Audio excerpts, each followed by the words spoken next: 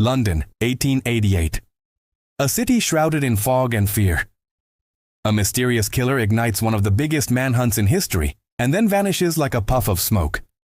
For over a century, no one has solved the mystery of the world's most famous serial killer, Jack the Ripper. Imagine London's Whitechapel district back then. The streets are a maze of dark, foggy, and dangerous alleys. It's one of the poorest places on earth, where thousands are crammed together, starving. Trying to find one man in this chaos was like trying to find a single drop of poison in a churning, muddy river. It was the perfect place for a killer to hide in plain sight. The horror begins on August 31st. The first victim, Mary Ann Nichols, is found. Her throat was cut so deep it nearly severed her head.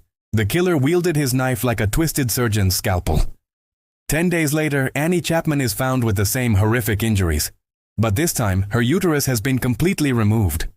Panic spread through the city like a plague. Then comes the double event on September 30th. The killer murders 2 women in a single night. He's interrupted while attacking the first, Liz Stride. So just 45 minutes later, he finds Catherine Eddowes. He not only kills her but takes her kidney and a piece of her apron. He even writes graffiti on a wall nearby, but the police wash it off, destroying a key clue like wiping a priceless painting clean before anyone could study it. The next day, a letter shows up at a news agency. It taunts the police and is signed with a name that would become world famous, Jack the Ripper. The name spread like wildfire through whispered conversations and screaming headlines. The killer wasn't just a murderer anymore, he was a brand, the first villain to go viral in an age before the internet. The final act is the most gruesome. On November 9th, Mary Jane Kelly is found in her room, so horribly mutilated she's only identifiable by her hair. The killer took his time arranging her organs around the room.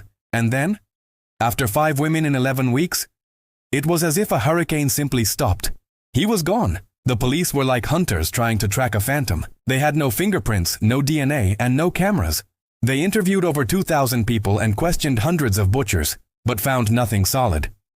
Suspects emerged like a teacher who drowned himself after the last murder, or a man in a mental asylum, but each one was like a key that didn't quite fit the lock. The case remains a giant, unsolved puzzle. So, why did he just vanish? The most likely answer is that the neighborhood fought back. People formed watch groups, turning the streets into a web of watchful eyes.